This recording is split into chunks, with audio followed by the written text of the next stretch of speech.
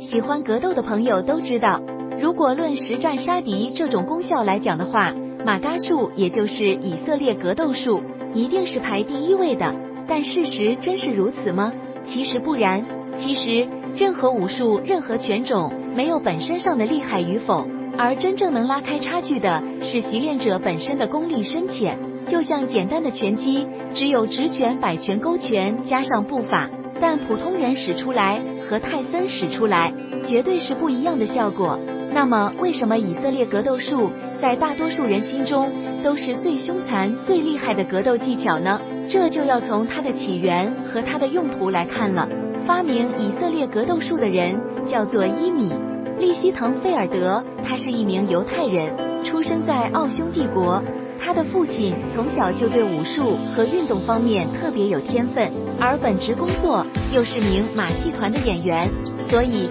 对利希滕菲尔德身体素质就要求特别高，从小就教给他摔跤、格斗力量训练、耐力训练等等各种各样的技巧。青年时期也让利希滕菲尔德参加过很多格斗比赛，而利希滕菲尔德也是一名练武奇才，从小就有着不服输的品格，拿过各种赛事的冠军。长大后也依然从事着格斗教学的工作。后来欧洲刮起了一股反犹太人的风波，犹太人所在的地方经常受到各种各样的不公平对待，利希滕菲尔德就自发的来教大家学习一些自卫技巧，让大家防身。后来社会环境越加的严重，没有办法，利希滕菲尔德和他的家人一起来到了以色列来躲避灾难。在这里他加入了部队领导，也很快发现利希滕菲尔德在格斗对抗方面的优势，常常几个人一起上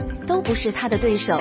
所以把所有的部队都交给他来训练。由于利希滕菲尔德一直都有格斗教学的工作经验，所以训练起来部队也是得心应手。他整理了自己所学过的所有拳击、摔跤、格斗的技巧，又加以完善，把他们毫无保留地交给部队的军人们。这些格斗技巧扔掉了所有华而不实的动作，主要以在实战之中简单直接把敌人 KO 掉为目的，形成了以实用为主的格斗技术，也就是以色列格斗术。我们现在所说的马嘎术，也就是从这个时候开始流传起来的。部队作战讲究的就是快速制敌，所以以色列格斗术慢慢的就以实用凶狠流传开来，从而在人们的认识之中，它永远是凌驾于摔跤、拳击、跆拳道这些格斗技术之上的。那么事实真是如此吗？我们可以知道，以色列格斗术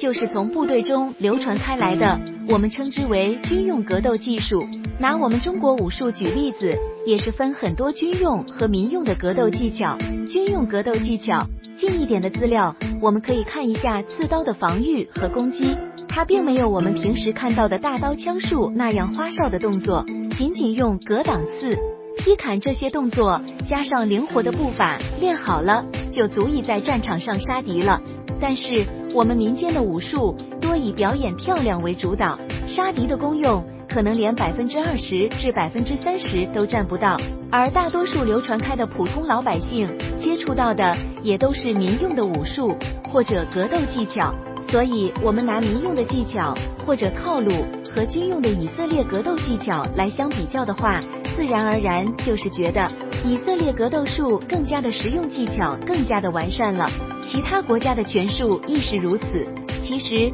只不过就是我们比较错了而已。我们之所以称以色列格斗术凶狠一招制敌，原因就是很多技巧都是直击对方的眼部、喉咙、关节处、软组织的位置，格斗者凭借强有力的身体攻击对方这些位置，1秒钟不到，对方就趴在地上起不来了。而像我们中国传统武术的8极拳、形意拳等等，很多拳种里面有很多格斗招式，比如说双风贯耳、黑虎掏心撩阴拳等等，也都是直击对方的要害，让对方瞬间起不来了。这样我们就可以知道，武术并没有种类上的高低之分，无论是我国的咏春拳、8极拳、洪拳，